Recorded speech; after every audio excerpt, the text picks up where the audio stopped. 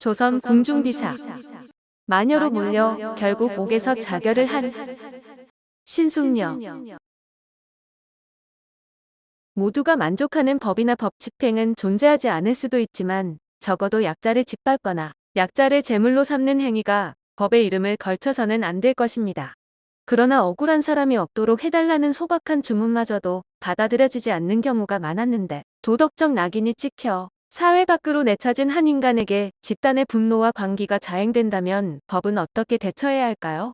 1631년 4월 7일 시댁 식구를 저주한 신숙녀를 처리해달라는 충청도 관찰사의 보고가 올라왔습니다. 인조실록 26권 인조 10년 1월 11일 기후 두 번째 기사 1632년명 숭정 5년 신숙녀의 옥사 후 양사가 다시 국문하지 말라고 하였으나 따르지 않다. 신숙녀의 옥사에 대하여 단서를 얻지 못했는데 사간이 모두 형장을 맞다 죽었다. 대간이 아뢰기를 이에 등은 마땅히 반좌시켜야 합니다. 하니 상이 허락했다가 얼마 후 사유했다. 이해와 숙녀의 남편 이점이 여러 차례 상언하여 다시 숙녀를 국문하기를 청하니 상이 대신에게 의논할 것을 명하였다. 영의정 윤방이 의논드리기를 삼성의 옥사를 이미 마친 후에 만일 호소한다고 해서 다시 국문한다면 비단 후일의 폐단을 막기가 어려울 뿐만 아니라 사간이 모두 죽고 없는데 누구에게 물어 옥사를 종결짓겠습니까? 다만 숙녀의 폐악한 행실은 전파된 지 이미 오래이니 만약 사람들이 모두 아는 죄로 결정하여 정죄한다면 의당할 듯합니다 하고, 영돈령 오윤겸은 의논드리기를 사람이 친밀하기로는 부부 사이보다 더한 경우가 없으므로 아내 마음에 음미한 곳을 그의 남편이 모를 리가 없습니다. 숙녀의 일은 과연 의심이 나는데 그 비자와 비부가 승복하지 않고 죽었으니 지금 옥사를 이룰 수가 없습니다. 그러나 숙녀는 남편의 집에서 죄를 얻어 폐악한 행실이 이미 드러났으니 이미 드러난 죄로 죄를 주어야 합니다 하니, 답하기를 대신 이에 규례를 중히 여기고 후일의 폐단을 염려함은 실로 일리 있는 것이다. 다만 그 전후의 정적을 살펴보면 숙녀는 머리 없는 시체를 그 집안에다 두었는데 쫓겨간 후 이해의 아비와 점의 동생이 모두 괴지를 앓다가 연달아 사망하였으니 이것이 그 정적이 만분 의심나는 것이다. 숙녀의 초사에는 의거 발명한 단서가 없으나 이 등의 원정은 호소함이 매우 분명하다. 잘못 판결한 옥사를 후일의 폐단이 있다고 핑계하여 다시 청단하지 않으면 사람들이 징계되어 두려워할 줄을 모르고 나쁜 짓을 점점 더 할 것이다. 해부로 하여금 다시 숙녀를 국문하여 사람의 아들 된 자로 하여금 아비의 원수를 갚게 하고 흉악한 사람이 징계되도록 하라 하였다. 양사가 대신의 의논을 따라 숙녀를 다시 국문하라는 명을 모두 환수하기를 청하였으나 상이 따르지 않았는데 숙녀가 그 말을 듣고는 마침내 자살하고 말았다. 승정원 일기에 의하면 신숙녀는 본성이 악독하고 말이 많아 시아버지에 의해 쫓겨났고 분개하고 원통한 나머지 비부를 시켜 무덤에서 유골을 파내 집안에 들여놓고 저주를 행했다고 합니다. 이복원의 아들 이점과 혼인한 그녀는 아이가 없자 구박을 받고 살아야 했는데 시댁에서는 점점 그녀가 하는 모든 것이 마음에 안 들었고 결국 미움을 한몸에 받는 지경에 이르렀습니다. 쫓겨날 위기에 처하지만 겨우 위기를 모면한 신숙녀는 그때부터 아기를 낳기 위해 온갖 주술을 하기 시작했지만 피 묻는 속옷을 입고 다니거나 동물의 시체를 찢어놓는 등의 주술을 하다 들켜 마침내 쫓겨납니다.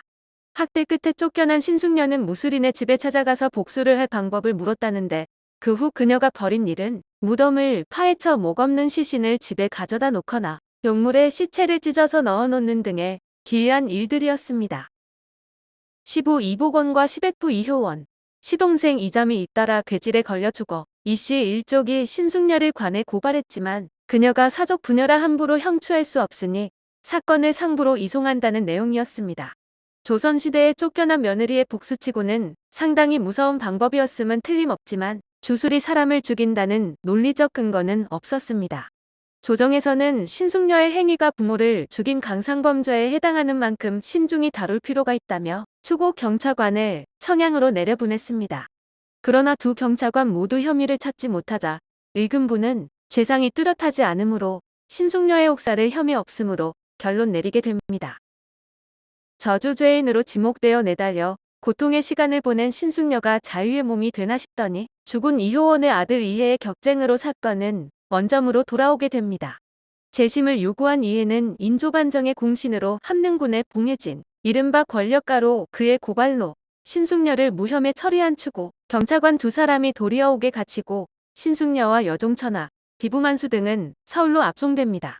신숙녀의 옥사는 강상에 관계되는 중대 범죄라 의정부, 사원부, 의금부의 3성이 함께 추국을 했는데 천하와 만수는 수차례 신문에서 한결같이 혐의를 부정했지만 고문을 이기지 못하고 도중에 죽고 맙니다. 형추를 받다 죽은 천하와 만수를 변명을 하다 죽었다라고 기록한 것을 보면 역사는 이들 편이 아니었습니다. 삼성 추국의 결과 발표에 의하면 신숙녀의 성질이 나쁘다는 것은 인정하더라도 그의 저주로 시가족들이 죽었다는 것은 말이 안 되는데 이로써 신숙녀는 고소당한 지 8개월 만에 완전히 풀려났습니다. 여기서 이 옥사를 일으킨 자들에 대한 응징이 없을 수 없어 신숙녀를 무고한 자들에게 죄를 물어야 한다는 여론이 새로운 국면을 만들어갔습니다. 이에 의하면 사람의 죄악 중에 부모를 죽인 죄보다 더 큰 것은 없고 조선의 형법에도 이보다 더 무거운 형벌은 없는데 이런 막대한 죄악이 무고일 경우 반드시 무고자가 그 벌을 받아야 하는 것이 조선의 법이었습니다. 이에 신숙녀를 고발한 이씨 종족 10여 명이 구속되는데 이 가운데는 신숙녀의 죽은 시동생 이자매 처 유청숙도 포함되었습니다. 이들의 행위는 부영의 원수를 갚겠다는 지극한 심정에서 나온 것이라지만 증거도 없는 의심스러운 말만 잔뜩 늘어놓은 고소장으로 법질서를 문랑케 했으니 폐단을 막기 위해서라도 엄벌을 내려야 한다는 것이었습니다. 신숙녀의 시가족들이 죽기를 각오하고 대응한 결과 국왕인조는 슬그머니 이들 편에 서는데 왕은 말이 많고 행실이 포악한 신숙녀는 증오의 대상이지 모두가 애석하게 여길 그런 부류가 아니라고 했습니다. 신숙녀를 다시 구속하라는 황당한 어명의 대신들의 반대 상소가 빗발쳐 해를 넘겨서까지 계속되었는데 영의정 윤방은 삼성 추국으로 완결된 사건을 원고의 호소로 제기하는 것은 국법의 심각한 훼손이라고 했습니다. 재판장인 위관에 임명된 우의정 김상용은 국법에 어긋난 이런 재판을 맡아 역사의 오명을 남기고 싶지 않다며 사직을 청했는데 인조는 온 조정이 신숙녀를 구원하는 이유를 모르겠다고 했습니다.